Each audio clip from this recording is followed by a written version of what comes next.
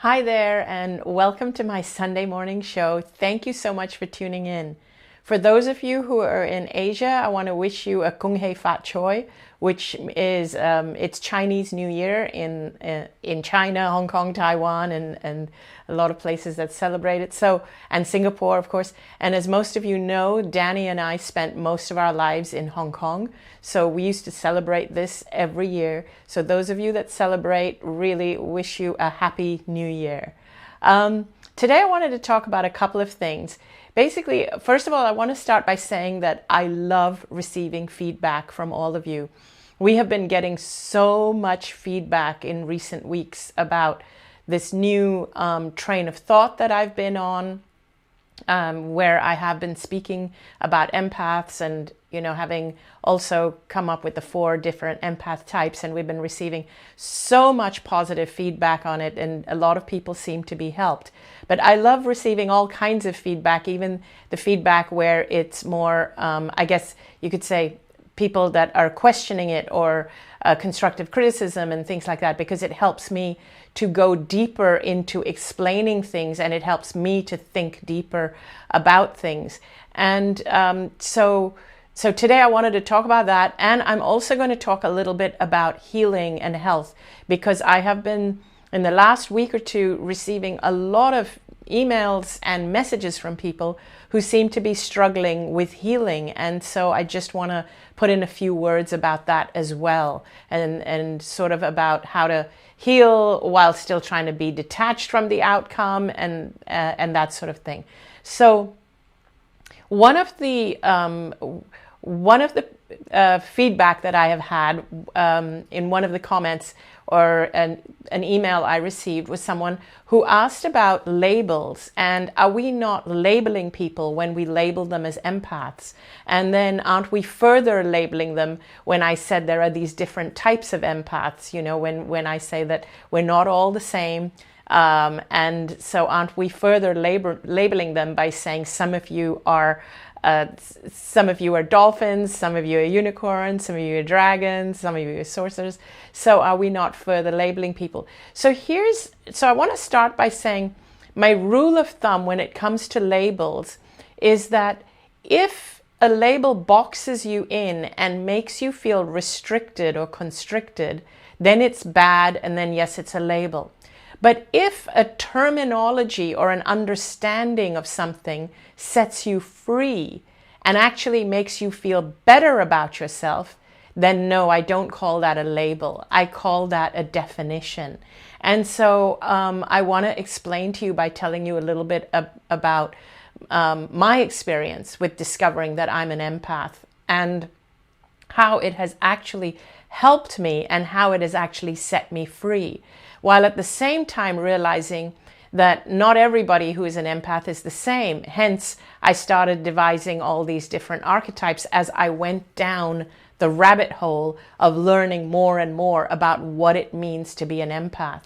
You see, because of what I do, and because I now have an audience, and because of my desire to share everything I'm learning with all of you, as I learn, I share, which is why I love your feedback.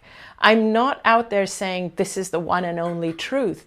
But as I'm learning things that are giving me aha moments, as I am discovering, oh my God, this set me free, this helped me.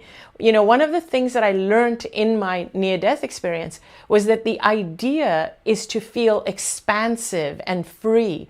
This is the way to judge just about everything in your life. When you're in a relationship, does the relationship make you feel restricted, or does it make you feel expanded?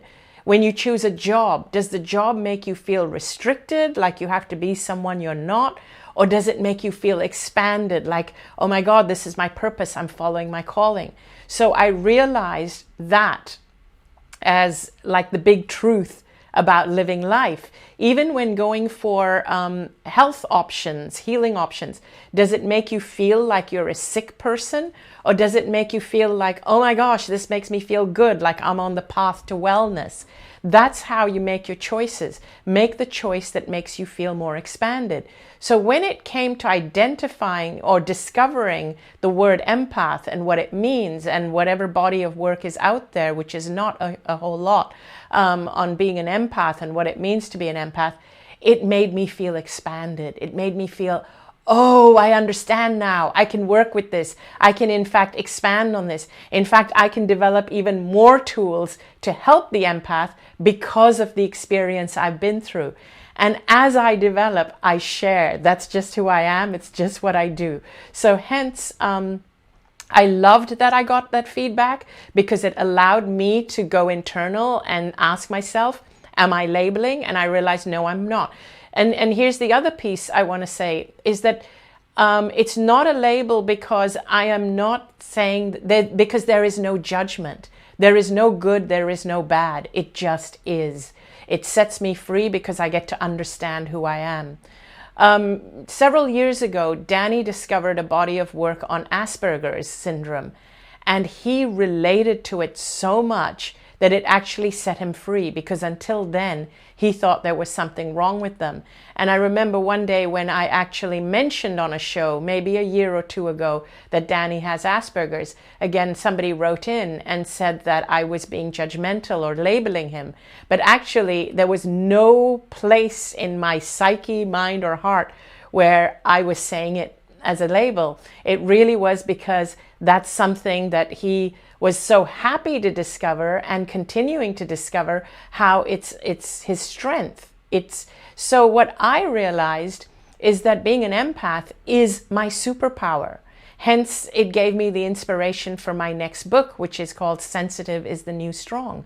Because everything that I thought was my downfall, my weakness, I realized, no, that's actually my strength. It's something I have that not everybody has. And that's how I would like you to feel as an empath.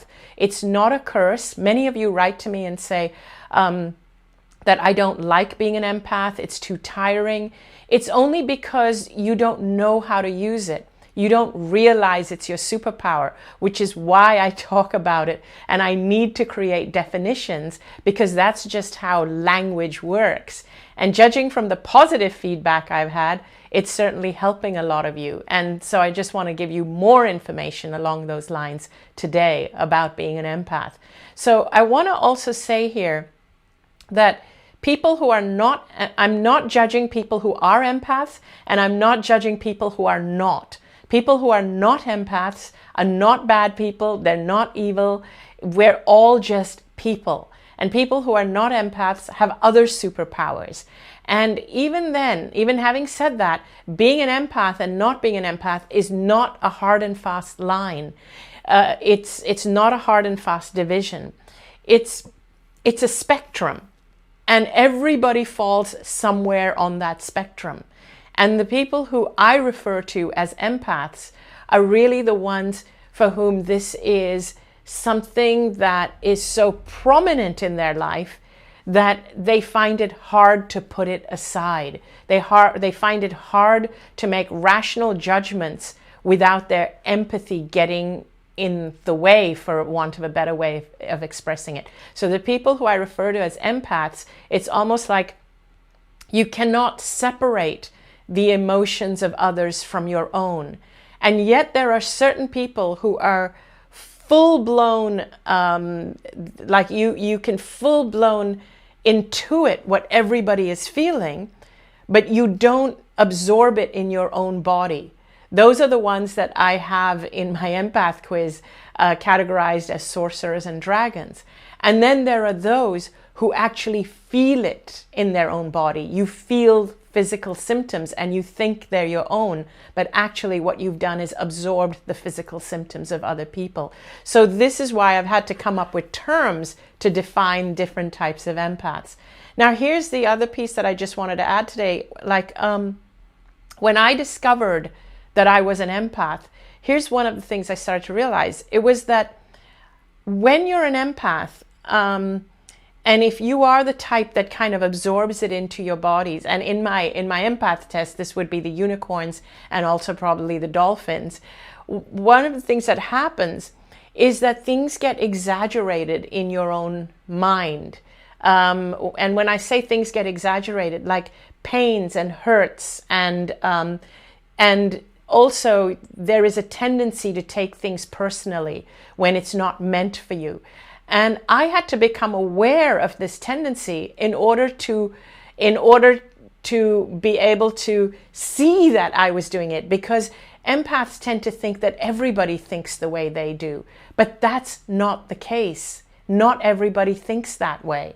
And just to know that most people don't think that way tells you that the outside world is designed to cater to the ones who don't think that way. But here's what was an interesting discovery for me, is that because things are exaggerated in my mind as an empath, if I'm feeling the emotions of other people and I'm feeling it in my body, if I'm watching TV or watching a movie and feeling the emotions of what's going on in the movie, for an empath, it's almost like you're releasing the cortisols and the chemicals in your brain as if these things are happening to you. Which means when you think that you're relaxing in front of the TV and binge watching on your favorite TV shows, you could still be releasing all the stress chemicals which is actually because of what's happening to the character that you've identified with. So this is something that I started to explore. And these are the things I discover as I go down the rabbit hole of being an empath. And that's why I wanted to share that with you. When I internalized and asked my own guides or spirit, I realized that for me, binge watching TV, although it's great, I love doing it, I need to be aware when those TV programs are stressing me out more, because as an empath, you kind of feel it more, you take it on more. And so this is why I don't watch the news much, very rarely, only when I have to. But I wanted to know how to counter that. Now, generally, when you're out there in the world and you ask people, the common belief, like, how do I counter stress? Countering stress, you relax, you meditate, you learn to meditate, you turn inward, you go meditate. Now, what I found for me personally, when I turned inward, the message I was getting is that I actually needed to go and be physically active. So here's what I started to realize, is that normally when somebody is constantly out there in stress mode, when somebody is out there in a stressful job, and then they go and they work out at the gym to get rid of their stress, and they're still feeling really hyper and hyped up, the advice for them would be, you need to meditate. You need to calm everything down in your body. Now, for an empath, in many cases, you're already connected to your spirit. And you have to make, you do have to make sure that you give yourself time to connect. But for an empath, it's almost second nature. For you, that's what you love doing, connecting to spirit. And you love letting your mind wander up there. You find that really easy. For someone who's super kinetic, someone who's out there in the corporate world, who's very competitive, they would find it harder to sit still and connect. An empath would find it easier to sit still and connect. The challenge for the empath is to get out there and move, physically move. And that is what will make the empath stronger, to do what runs counter as a sort of as their therapy. So I found, for example, for me to go out and dance, to go out and move, even if it's for 20 minutes, 3 times a week, that is what gets me moving. That's what actually releases all the hormones, the stress hormones that are triggered by the world at large for me. I also do, of course, find time to be still and to be in nature, but those things are easy for me. They're super easy. I really have to push myself to get out and move, but those things are really good for me as well. So basically, for me, using terms like empath, or in Danny's case, he's both an empath, but he's a dragon, and he also has Asperger's. These things were discoveries that set us free. They were so helpful for us. Now, the other piece I want to talk about is that I've had a lot of people writing in the last week who have said to me that they're dealing with physical conditions, a lot of physical health issues. And one of the things that concerns me is when people have health issues, combined with the fact if you are an empath, but whether you are or not, if you have health issues, one of the things that concerns me is people talk about how the medical system scares them, or dealing with the health issue is super scary. And I know that sometimes in my work, I always say that we have to be detached from the outcome. We have to look forward to, we have to have a reason to live. Sometimes when you are dealing with your own health issue and you are feeling fear, it can be really hard to do that. It can be really hard to overcome that fear and get that fear out of your mind. One of the things that actually triggers physical symptoms or stresses your physical body is basically things like stress and fear. And so we have to kind of be aware of it, but not fear it. So first of all, if you're feeling fear, don't suppress it. Allow yourself to feel the fear. That's number one. Number two is now start to find things in your life that are unrelated to healing, but that make you feel passionate and pleasure. Things that give you a reason to live, a reason to look forward to be here tomorrow. Start to look for your passion, your purpose in life. The question that I say to people is that if you had a clean bill of health today, if you had a clean bill of health right now, what would you do with the rest of your life? Live as if you have that clean bill of health. And so many people were doing things that were adding a lot of stress to their life, which contributed to their illness. Now, one of the reasons why I say for empaths that when you discover that you're an empath, it's actually a superpower, it's because you can start to alleviate all the things that contributed to your health issues. Because when we're constantly in this high feeling of helplessness, empaths tend to also feel like victims. We feel like the things outside in the world are happening to us, particularly the dolphins and the unicorns, more than the dragons and the sorcerers. The dragons and the sorcerers are more doer empaths, and the unicorns and the dolphins are more feelers, beers, and they feel everything that's happening outside. And that can contribute to the stress. When you're aware that this is what's happening, then it becomes very easy to develop the tools to prevent this. And when you develop the tools to prevent the stresses from the outside world affecting you, that is your first path to healing. And as I mentioned, for me, one of my tools was movement. Absolutely, movement releases my stress or the buildup of stress inside.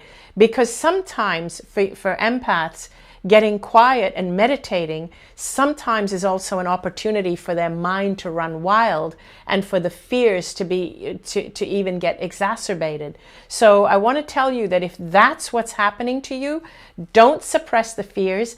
Get up and get moving. Physically get moving. Go and dance. Go and do the hula hoop. Do something that's movement. I know it's a theme I've mentioned for the last couple of weeks, and there must be a reason, and I think the reason is because I am feeling it. I'm feeling the energy from so many of you who are writing in that you're needing to hear this. So when you discover that you're an empath and you discover that you are dealing with a physical issue, use that to your strength and start to realize that, oh, I'm absorbing the outside world too much. I'm taking it on. I need to stop doing that. I need to do things to release my energy. And so those are the first two things. The third thing I would say is don't do it alone. Unless you are someone who heals best on your own and you need to lock out the outside world, that's great. But if you are someone who needs people to help you, if you're someone who wants someone to take care of your symptoms and help you to prescribe things, but yet at the same time you don't trust conventional medicine, or you don't want to go down the rabbit hole of pharmaceuticals and drugs, or you are in that rabbit hole but you feel that it's not all, there's more, I would strongly suggest you surround yourself with supportive people who can help you. Make sure these people are all on your side and that they're not going to tell you things that contradict what you want to do and what you feel. They have to be aligned with your belief system. They have to understand that you are an empath, that things do get exaggerated in your head, that you do take things on that are not yours, that you want to be supported in ways to release them. And for me, what I found when it comes to health, when it comes to finding a practitioner to help me with health issues, I go for something called NET practitioners. And I highly recommend that to you. Anybody who's dealing with health issues, whether you are already being treated with conventional medicine or not, to me, I have no judgment one way or other. If it's helping you, that's fabulous. If you're someone who's resisting going down that rabbit hole, that's fine too. Either way is fine. But I highly recommend NET practitioners. I'm going to ask Danny, when he has a minute, to Google what NET practitioners, or what NET stands for. I know the N stands for neuro.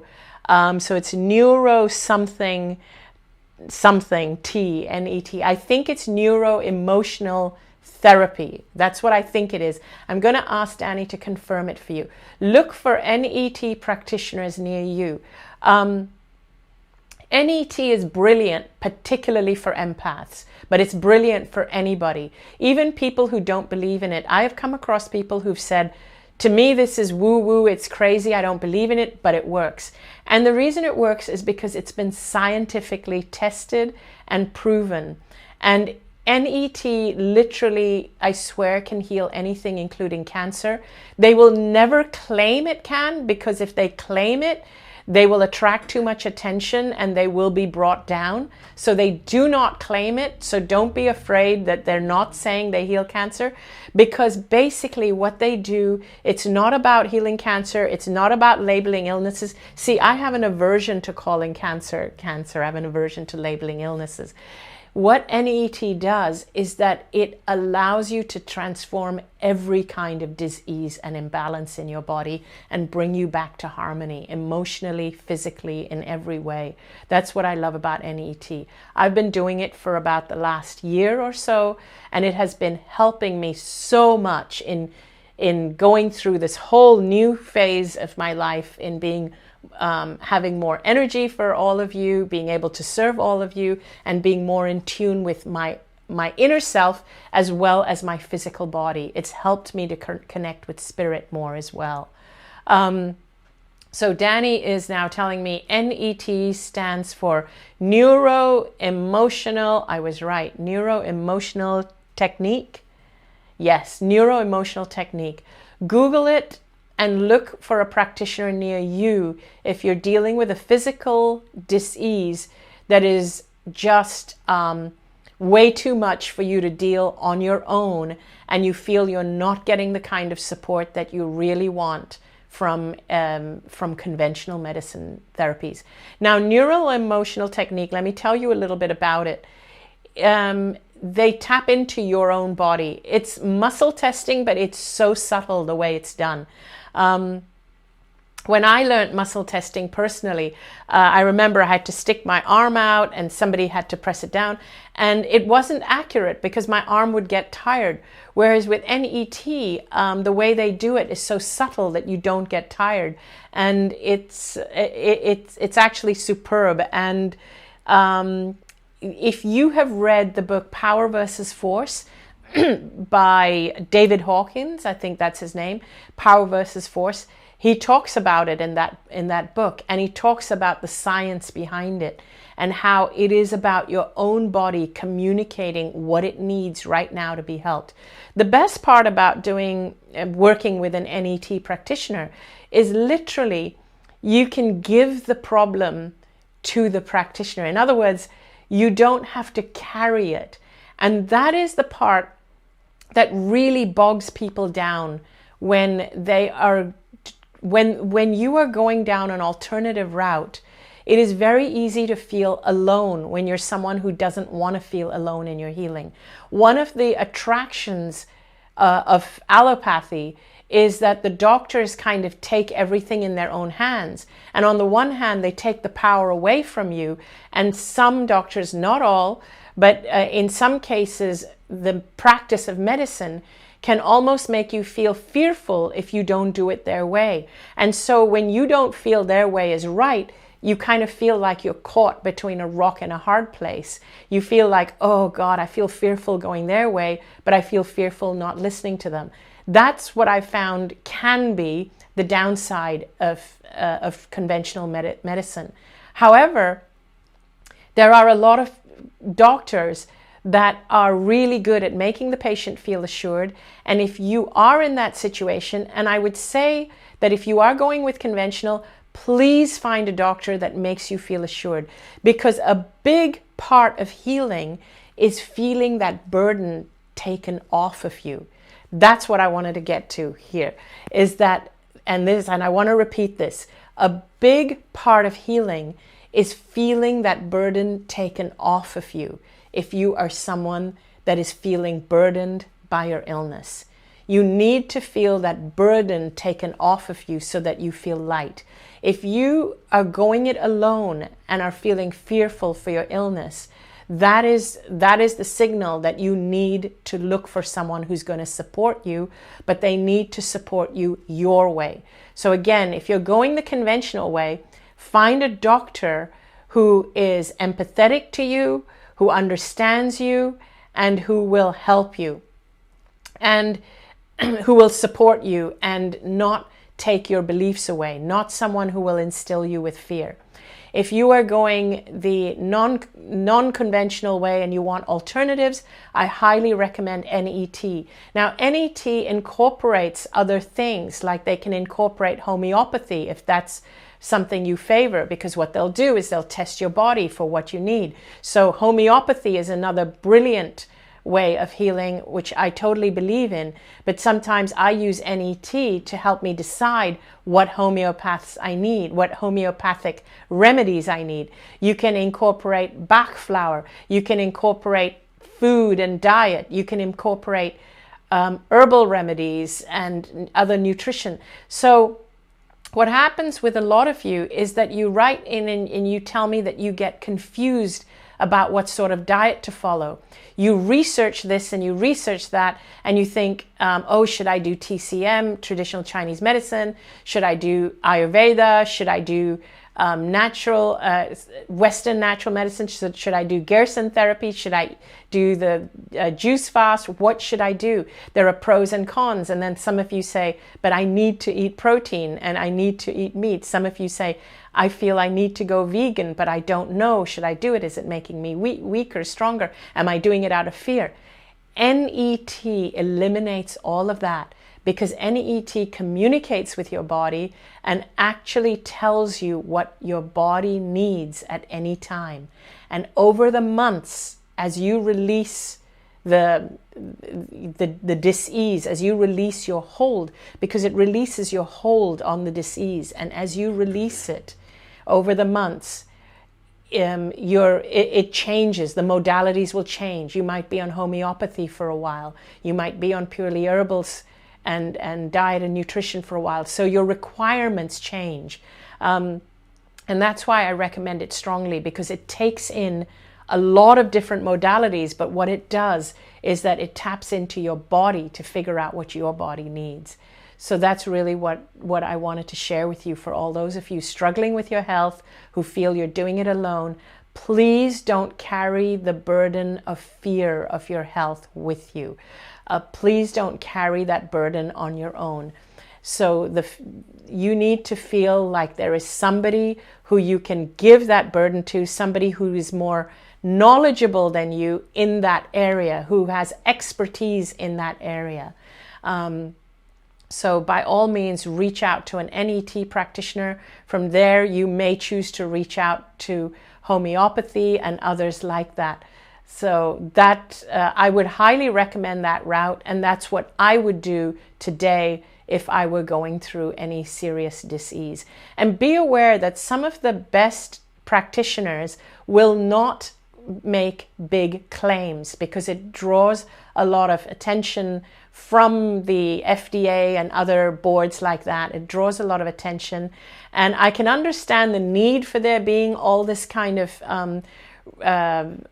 these kinds of restrictions from FDAs and other boards like that to prevent people from making claims. I can understand that because you do want to prevent charlatans from taking your money who can't really do it. I understand that. But on the other hand, what happens is that there are a lot of really, really skilled people out there, skilled practitioners who are unable to really claim what they can truly, what their mode of practice, not them, but what their mode of practice can actually do. So it's up to us the people who have had good experiences with such modalities, to share that knowledge.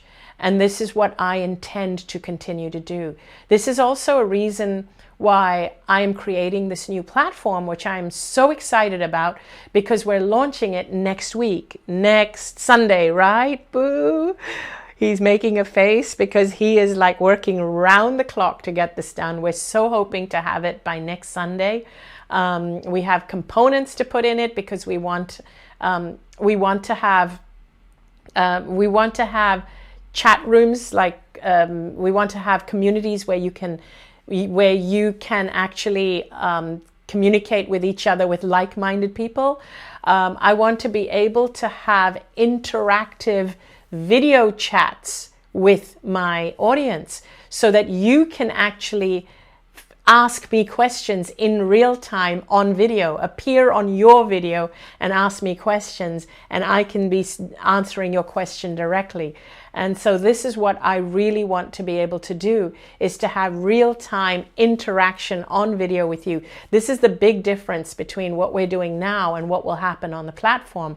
Because on the platform, you will be able to talk to me via video, and we will select people every week or it'll be, I think the video chats will be at least twice a month, and we will select 3 or 4 people so that it's not a mess and you're not waiting around. That we will select 3 or 4 people who have written in beforehand with specific questions, so that we can get straight to it, so that you know to be camera ready, and we can actually have these kinds of conversations. There will also be other practitioners. I will bring on homeopaths, NET practitioners, empathic medical doctors to come in and give you advice, and to give you, that's for those of you who actually want that kind of advice, physical healing advice. I will bring in all kinds of people. We will have also weekly a healing meditation that will be conducted by one of my team, Mish, and that'll be every week, every Sunday. It'll be a live healing meditation for everybody who needs it, and it'll be for individuals and expanding all the way out to healing the world. I will be doing online courses on it as well. So there's a lot that we're going to be offering on that platform, and I'm super excited because we will be able to talk about things without worrying about meeting about meeting FDA standards and things like that. We will be able to actually share modalities that have worked and scientifically worked for each of us. The other thing I wanted to touch on is that I am doing a cruise, and we wanted to give you a sneak preview of the graphic, because the cruise is also going to be on the theme of empowering the empath. And that's going to be coming up in September. It's going to be a 12-day cruise retreat, and I'd love for you to join me on that. But in addition, I would also love for you to join me at my other live events, which are coming up. I have one in May in Sedona, together with my friends Sunny Dawn Johnston and Emmanuel Dagger. And I'm really excited about that. It's at the end of May in Sedona, and it's called The Afterlife, The Process, and the Healing. And it's going to be like a 3-day love fest. We're going to make it filled with love and entertainment and camaraderie and friendship and bonding and community and tribe and meditation and music and dancing. So it's just going to be a load of fun. And in June, I am going to Ottawa, in Canada, and in October, I will be in Europe. And also, if you still would like to try the empath quiz, I'm going to put the link underneath. Next month, I am doing a course with my friend Jennifer on empowering yourself as an empath. And of course, I would love it if you joined me. It's with my friend Jennifer McLean, because she's really great at developing tools. My area seems to be in going down the rabbit hole of trying to understand who we really are, and giving you all my findings about understanding who you are. Jennifer's great at actually coming up with step-by-step tools on how to empower yourself. So that should be a fun course. It's going to be live. It's interactive, where you can interact with us live during the course. So I'll have all those up on my website, on my social media. I'll have the links below. And I want to thank you so much for tuning in. Please tune in again next week, where I'll have a lot more information for you about more stuff and more of, and please keep the feedback coming, because you can't imagine how much it helps me. It really gives me it really tells me where you are, and it tells me what you need. And also, please keep checking all my older YouTube videos, because many questions have already been answered. So please keep checking back on my old videos. So thank you so much for tuning in. And I'm going to turn to Danny for a moment. Have I forgotten anything? Is this the time where I point below? Anything at all? Anything I need to know from the comments? Anything at all? I think you've got this down packed now. You know you're supposed to point to the bottom. Yes. You know you're supposed to say to everybody...